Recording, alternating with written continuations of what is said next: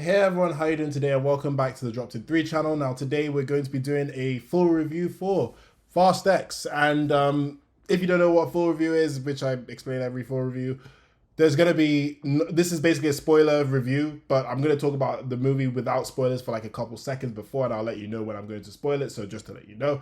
Now, to get straight into it, I would say that Fast X is a mid movie, but I enjoyed it more than 9, 8, and 7 because Jason Momoa absolutely killed it. I would say that the action scenes are still just as stupid, if not maybe even stupider in this movie. I won't even lie to you. Honestly, a majority of this review is going to be me talking about the stupidity of Fast and Furious 10. I'm not even going to lie to you. So that's the majority of this review, just to let you know. Other than that, though, if you like Fast and Furious, you'll like this movie because it's better than the last three. So if you're already here, or if you're already here for 10, you're probably gonna like this one. So that's what I'm gonna say on that. So I'm gonna be spoiling the if you've not seen Fast and Furious 10, I'm gonna be spoiling it in 5 seconds. So please click off and please come back when you've seen the movie. So just to let you know, I'm spoiling it in 5, 4, 3, 2, 1. All right, cool. Let's talk. I don't like the fact they killed off John Cena's character because do you know what the thing is, right? I think his name is Jacob, right? The reason why I don't like it is because you introduce us Jacob in 9. You tell us John has a long lost brother. He's had his brother for ages. No one knew where he was. Da da da da da. Right. You gave us a whole movie where he was the villain. The whole point. He was like, oh, I'm chasing John. Like, Dom was this and that. Like, oh my God. Had a whole serious conflict. You come to 10, you reduce him to the babysitter role. Now, I understand why he's that, because he's Dom's brother. So it makes sense that he would take after Brian. It makes sense, right? He would look after him. But to die a movie later.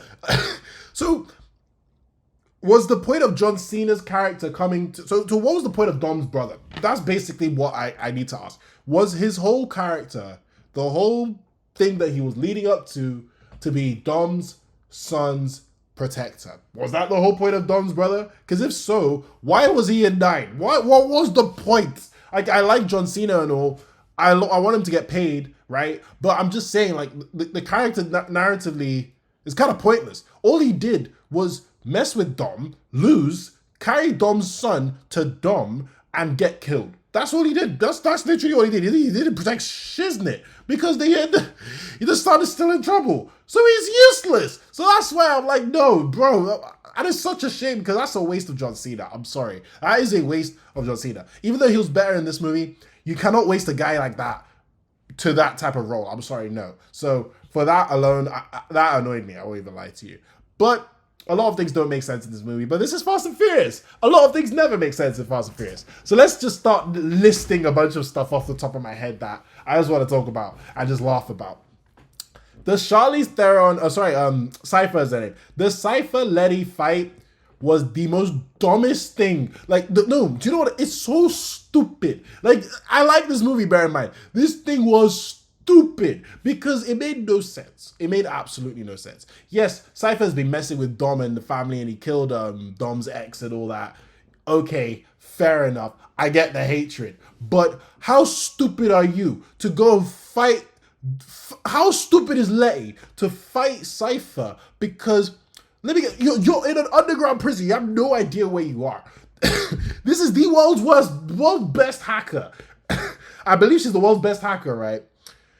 She's basically saying, hey, help me. Both of us can escape. You're dumbass. While she's trying to fix things and trying to get everything to work, your dumbass thinks it's a good idea to beat her ass and try and escape? Where are you escaping to, mate? Like, this is why this fight scene felt like a fight scene for fight scene.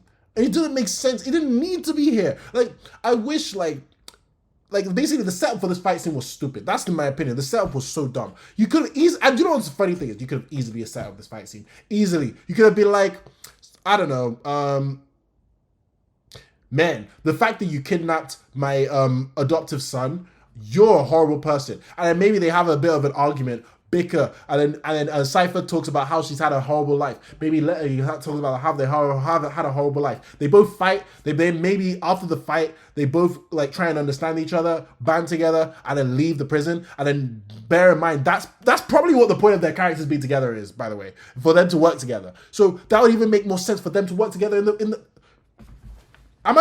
Is this that hard? I mean, there are actually times where I think about these like plot lines I think of that can make simple things a little better.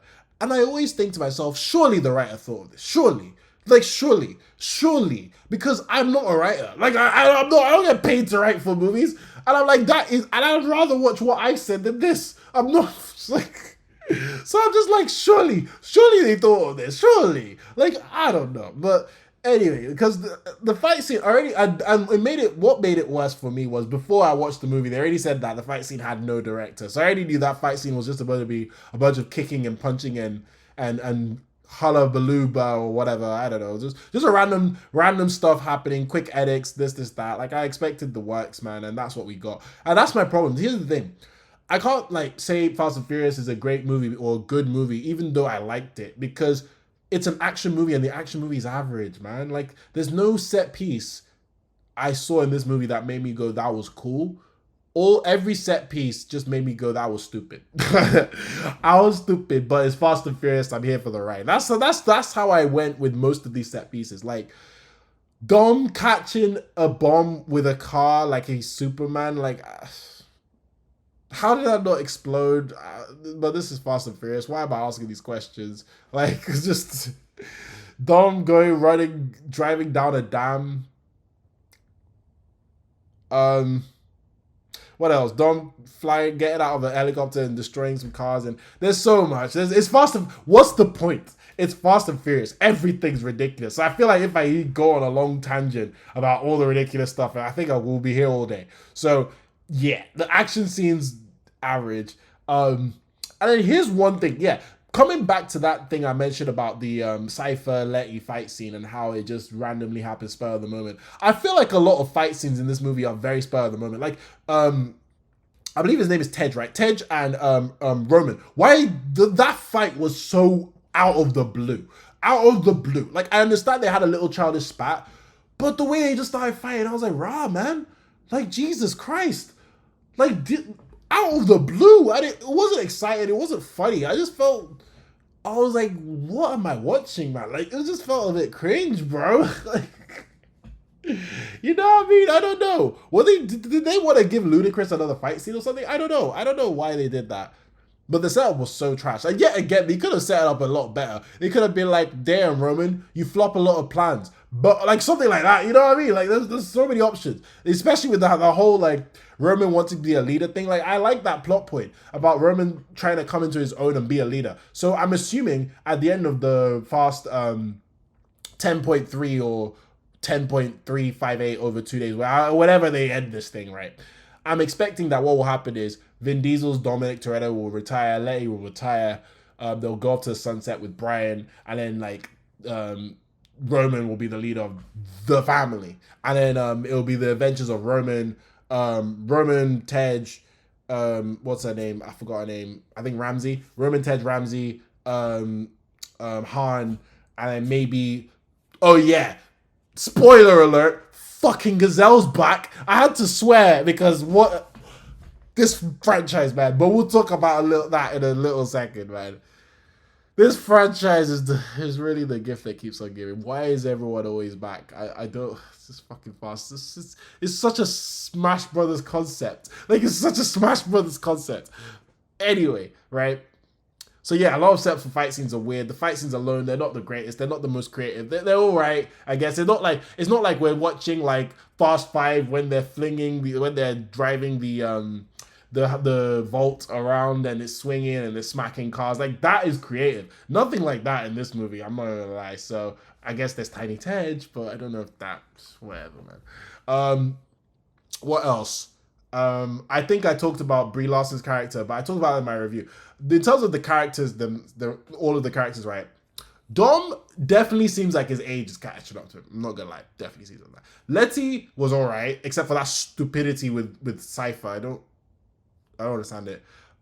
Roman's Roman, Tej is Tej, Ramsey's Ramsey, Han is Han, and that's literally all I can say about that. That's literally it.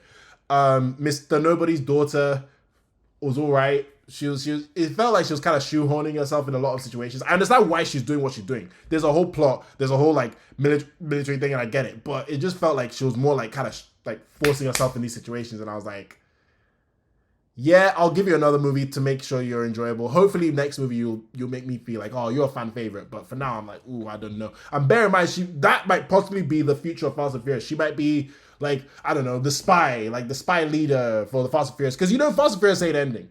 I know Fast is having like Fast 10 Part 1, Part 2, Part 3, and all that, but Fast and Furious is not ending. Like, after Dominic Toretto's done, they're gonna continue the franchise. I'm just letting you know. The evil's not done. The evil's not defeated. But I'm sorry, I'm saying it's evil. It's not evil, whatever. But the last thing I want to talk about, because I don't really want to talk about this movie too much longer. Everybody's flipping back. When I mean everyone's back, I mean everyone. Because at the end of the movie, they tell us Gazelle's alive. What explanation are they going to use this time to explain why Gazelle was able to jump off a moving plane and land on the what do you call that thing, air track or whatever the thing is, and still survive? I can't wait for them to explain how she survived that one, because I have no flipping idea. But it'll be interesting to see her and Han. I'm not gonna lie, I'm interested to see Han and Gazelle while Gal Gadot is now Wonder Woman. I'm interested. I want to see how they're gonna do that. I won't be surprised.